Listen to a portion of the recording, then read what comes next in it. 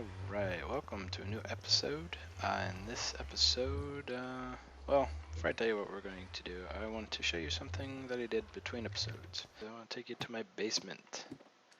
Yes, this is the basement. It's the exact same diameter circle as above. I've got several slime chunks down here. This is one, there's one right there, and there's one way over there. You can see the redstone for the doors. Yeah, it's pretty neat. And I've got a few things I want to show you about this. First, let me come over here. Just up here, inside this cave, we have a cave spider spawner. So it's very close to our basement. And also, right below this thing right here is the zombie spawner. So, thinking about doing something interesting with that. Not quite sure yet. I really don't need an experience grinder with the Enderman farm.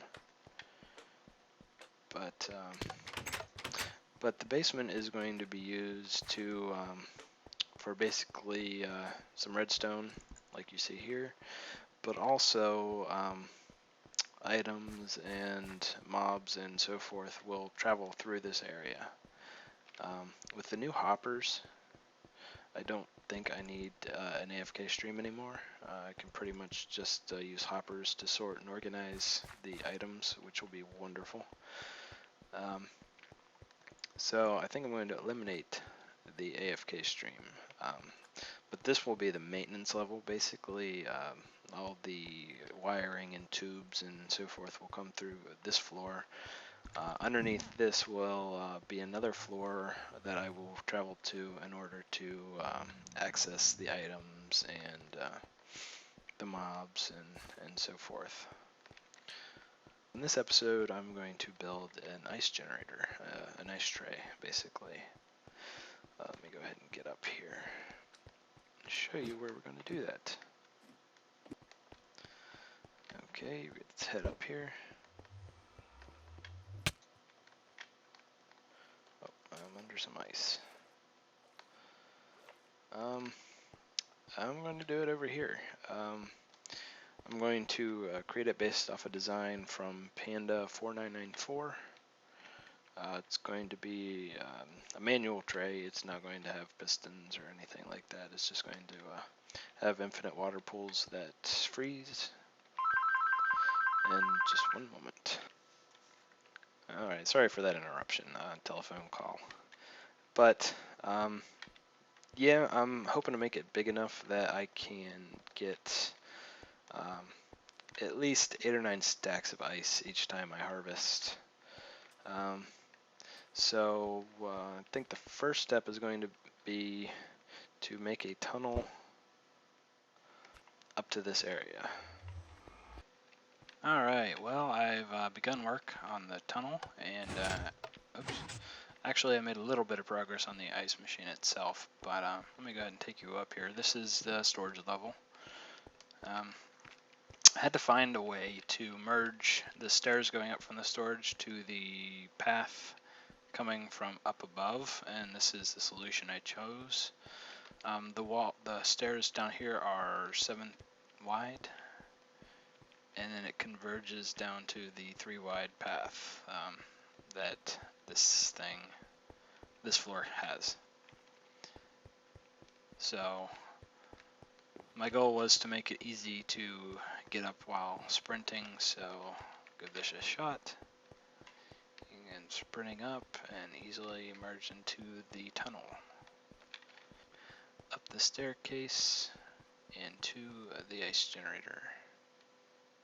Now I put it all the way out here because I plan on one of the things I'm considering for my mob farm is to have different satellites. maybe one on that side, one on this side, one over here, that's floating in the air, that the mobs will spawn and then fall into the system in the basement. So I didn't want to put anything on the surface that was too close to the circle. So I put this way out here. It's out of the way, and show you how this works. Basically, we have an infinite water source. You place a block of ice there, and then a block of ice there, or water. I just use ice because I had it available and it was easier than carrying buckets. I don't think, yeah. Okay, this is all half slab, so nothing should spawn up here. But you put a block of ice there, break it, and it forms an infinite spring, and you just do that down the road. And then whenever you break one of these, it forms an infinite spring, even if you use a silk touch. Oops. See, the water comes and forms an infinite spring again. So basically, to use this, you just come down here with your silk touch tool and collect it. And I made each one of these 32 blocks wide. I'm going to go sleep because this is hard to see, and I'm sure if it's hard for me to see, it's going to be very hard for you to see. Yeah, as I was saying, I made each row 32 blocks long, so half a stack per row. The neat thing about this is you could just jump up and, oh, not there. There's a half slab there. And another important thing to do is to make sure you have a half slab over the blocks you don't want to freeze. Any block that's exposed to the sunlight will freeze eventually, as long as it's got solid blocks around it. But you need to make sure each end block is covered with half slab and each source block above your trapdoors. And this was not an original design of mine. I first saw this by Panda4994 on his YouTube channel, and I just thought it was an interesting design. It's quick, it's easy to use, no maintenance, no redstone. Maybe not quite as fancy as some other methods, but it works well. One thing I'm considering is changing the trapdoors to signs. I think that might be a cleaner look. But yeah, I'm going to go ahead and build a couple more rows here. And not exactly sure how many rows I'm going to build. Alright, well, the ice generator is done.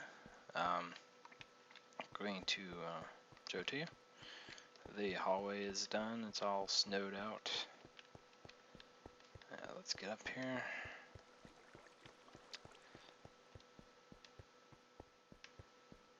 And I'm going to go ahead and tell you right now I'm not happy with it. For one, I didn't realize this when I made it, but part of this area is not going to freeze. I mean, look, we're in the desert right here. We're in the desert right here, and over here we're in the taiga, so it will freeze, but there's a lot of spaces here that it's not going to freeze. Over here we're in the river. Now, I didn't even think of that when I was building this, so thankfully I didn't continue expanding it before I found that out. Over here I put in a snowman, so I have snow generator. Yeah, I'm gonna wipe this whole thing out. I've recently upgraded to the latest snapshot, and let me go show you. I was searching on YouTube and found a nifty little thing.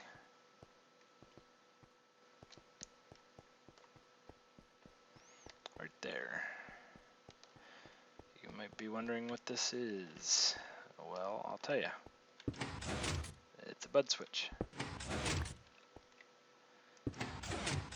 And after playing with this, I started messing around in a creative world and just I came up with a cool little ice machine. So what I think I'm going to do, and I know I said I didn't want to do this, is I'm going to tear that thing down and using this bud switch build an ice generator that will make a huge block of ice that will result in, I think I calculated about 22 stacks of ice per harvest. So that's what the rest of this episode is going to be dedicated to. So sit back and enjoy. Alright, well I've got the old ice maker torn out and I've built the foundation for the new one. So got all my building blocks here. I believe this should be enough. Hopefully. I don't want to keep having to run back and forth to get more supplies. But going to start building the ice platform, and then we can start working on the redstone mechanics. Alright, well I got the platform built. Lighting in this device is going to be tricky because light melts ice. And I also do not want to take a chance of creepers spawning up here and blowing up and damaging the redstone, or even blowing up the ice and making a whole big water mess. So the platform where the ice is going to sit is made out of glass, and I'm going to put half slabs over all of this so that nothing can spawn here. And hopefully the light from here will not melt the ice here. Not exactly sure. According to the F3, that this is a block light of 9, so I don't think that's that spot though. I think that spot would be 10. So 10 should be okay. I think it's 11 that melts ice. But the ice is going to be generated over on that side, and there's going to be a whole bunch of piston, and this is a pretty complicated mechanism. It took me a while to get it to work. But I'm going to go ahead and get the wall of pistons created, and we'll go from there. Alright, well there is the wall of pistons. Yeah, basically this whole area of glass will be filled to the top of that with ice. So it's going to be a huge cube of ice. Well, almost cube. It's not quite a cube because of the way pistons work, the way this whole mechanism works. Basically, when I was designing this, I wanted to have a clean look. I didn't want to have exposed redstone, exposed ice columns, anything like that. I wanted it clean. So all the ice generation and the pushing and everything is going to happen behind here. Basically, a row of ice will be pushed here, and when it's filled, this row of pistons will push it on top of this row, and then this row will push them up, and these rows will push everything out. So now that I've got the pistons set up, I'm going to work on the ice generation. So I'll show you that when it's done. Alright, well I've got the water area built, and here's the bud switch that I showed you earlier. Basically when that water freezes, the bud switch should activate. So I'm going to stand here and wait until that freezes to show you.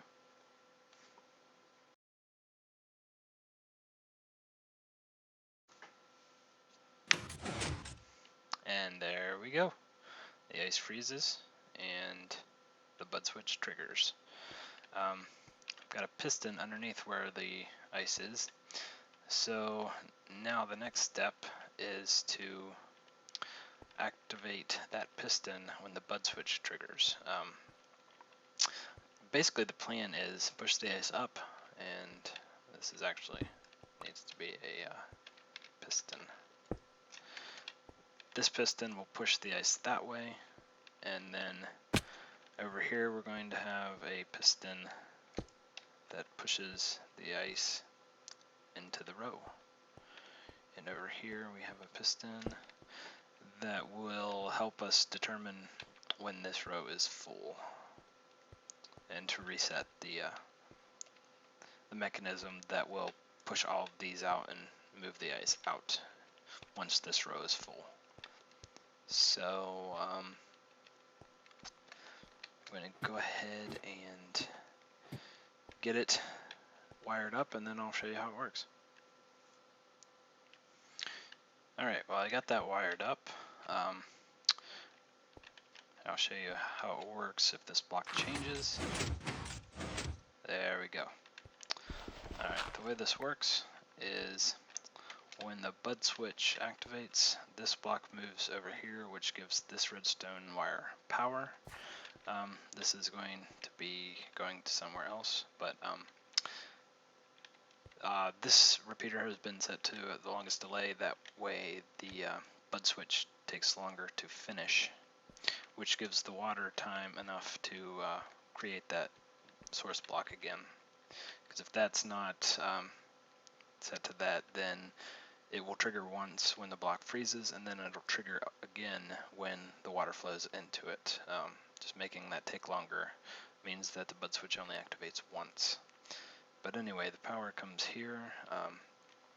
It travels over here to this piston, which pushes the ice up, and then it comes down here on a delay. And right behind this block, right above this block is water, so I can't tear it down and show you, but on the other side of that block is, yeah, I believe that's correct. Yes, right above this block here is a redstone torch, and above that is this redstone torch. So when that redstone torch turns off, this one turns on, which extends the piston, and the water ice block is pushed up and over. And I just realized I made that one level too high. Daggone. Alright, well I've got to redo this. Alright, well I've got it remade at the correct level. Basically, when this goes off, it will continue to push these. Whoop, dang. We'll continue to push these.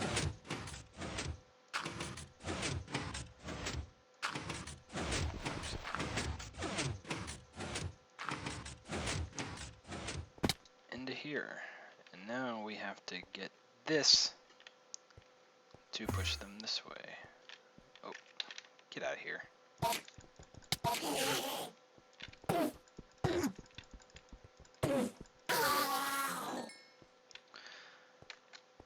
And that's next on the list.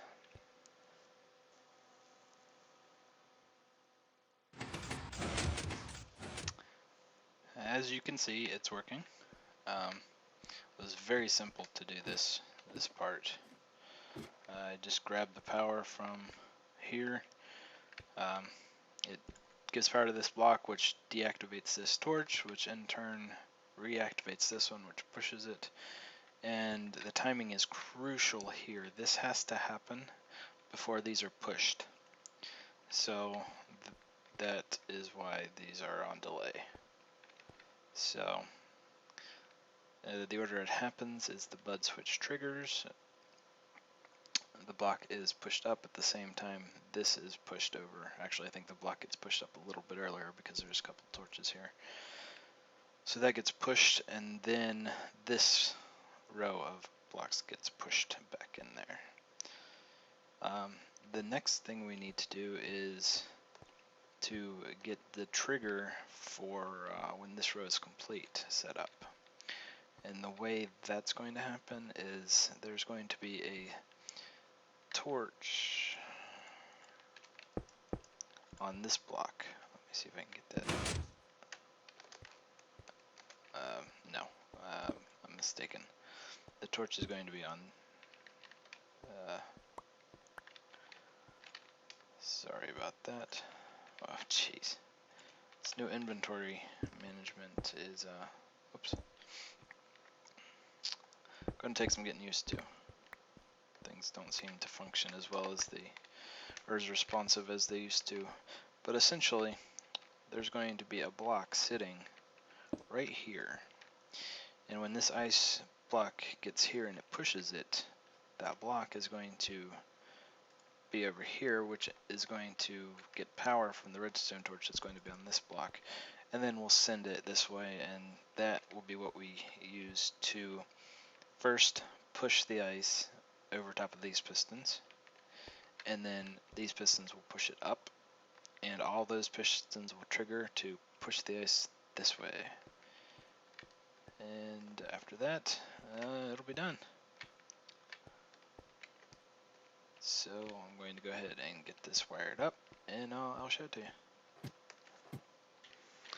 Alright, well, I got this wired up.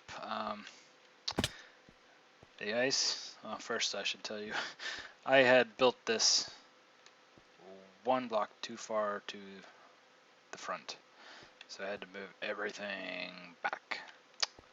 That was not a pleasant revelation, but made it back to this far. And essentially, when the ice, reaches this and pushes it into this place, or into that piston, it gives power to this redstone, which travels here. This is a pulse limiter. Basically, it turns the constant stream of redstone from the torch into a single pulse. I guess yeah. When this receives power from this, it extends, cutting off the power from this, so these pistons don't stay extended. Each one has a redstone repeater, which gives it power, and show you how it works. So there, and that pushed the one block out to the front. It's time to sleep anyway, so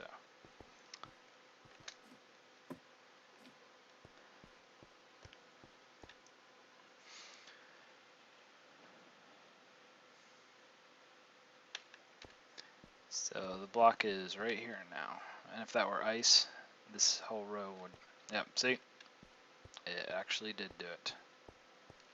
Pushed the ice if that row was full. Now the next thing to do is to wire up, let me get back down there. I need to wire up the reset for that block.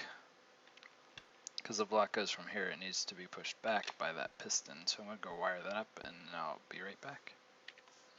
Alright, this is easy enough. I just took current from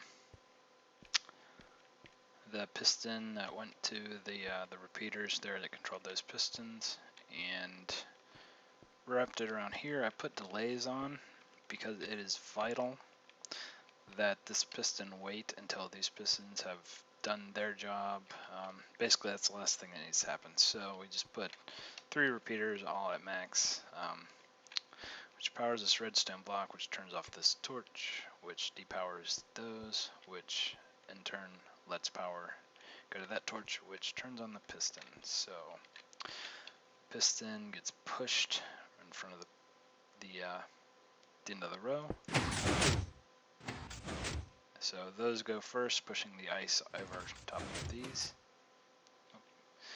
And then it pushes that block right back where it was. to weight the next row of ice.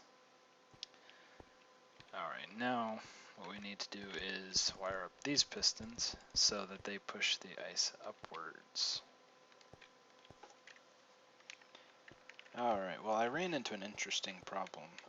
When I mocked this up in a creative world, I did basically the same thing I did up there with putting a block right here and having a repeater going into the piston, and that worked great, but I don't want this glass to have a view into here. I don't want to see any redstone, so I'm going to put blocks here to block those, not necessarily stone, but I didn't want to have that blocked from having an opaque block there. So I had to come up with a different way to do it.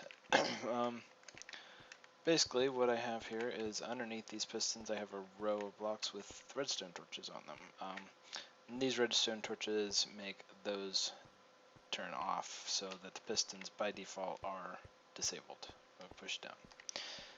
What happens is I just grab power from this, which powers that piston to push that block back, put on a little bit of delay, and basically it gives, when it gets power, it turns these torches off, which in turn turns those torches on. So to see this in action, we just place a block here. They're pushed. Let's see that again. You'll notice that these ones push first, and then these ones push up. So these pistons right here will never have anything sitting on top of them, unless it's full. As you can see, it pushed that block up. Well, let's go up there and take a look.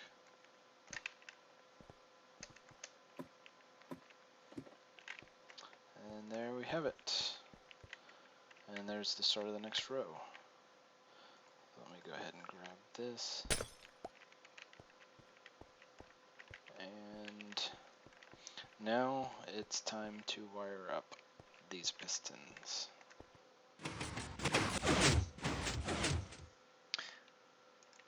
There we go. Got it all wired up.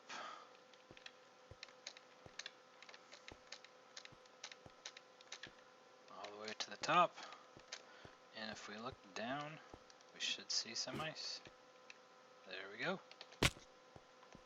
So now this will continue to run. You can see, let me go ahead and get my cursor back there. You can see there's no ice in there, which is exactly how I want it.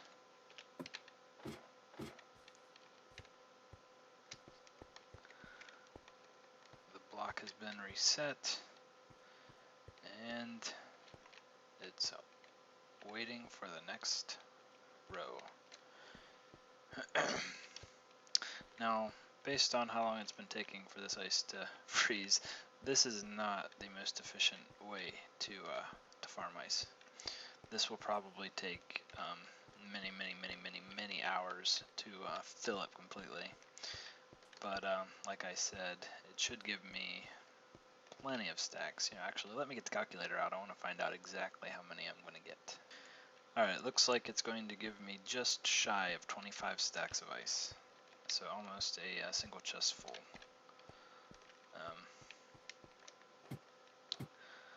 Now I think I'm going to put some snow right underneath the glass, so if it's a theme. We need to put a reset button in too, because when this thing fills up, this is all filled with ice.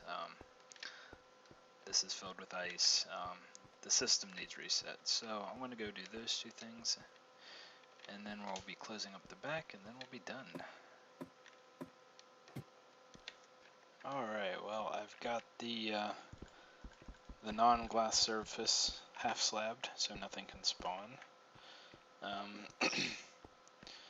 So this whole front location is going to be spawn proof without needing lights. Interesting enough, the torches from below shine through. I did the reset button. When you push this button, it gives power to this redstone, which in turn basically just hooks into this, which is the mechanism that triggers when this row gets full. So yeah, now I'm stuck. So yeah, it does the push forward, push up, and then reset that block. And it also triggers the same thing that happens when the bud switch triggers down here, so that, because when this thing is full, there's an ice block sitting. Oh, shoot. Come on. Let's try that again. There's an ice block sitting right here, so it'll trigger this to push, and the whole thing resets. Now, the only thing left to do is to close it up, and we are done.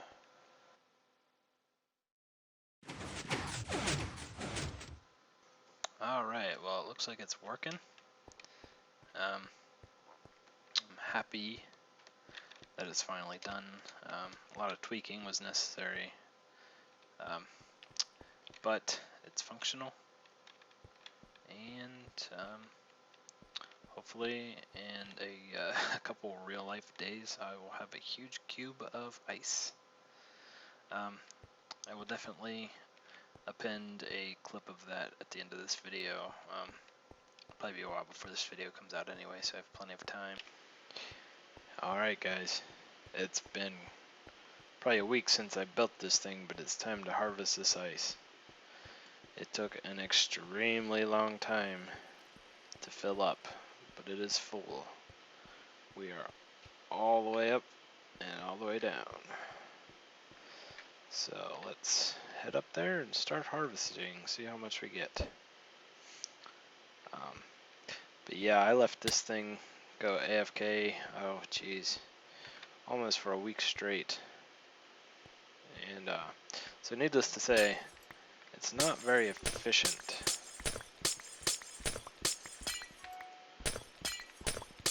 But it works.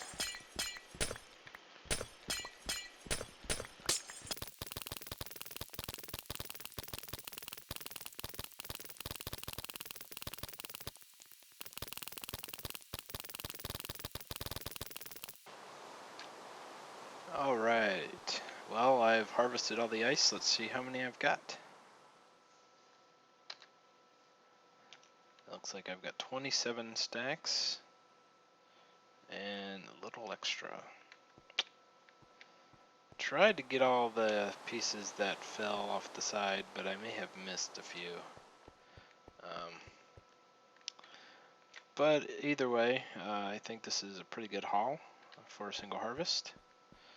Even though it took about a full week of AFKing to get there.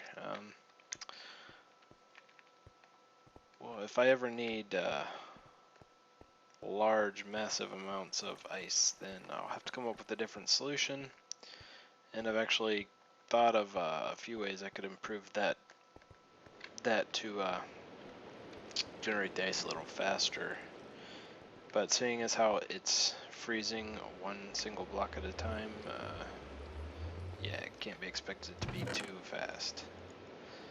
But I think that's going to do it for this episode.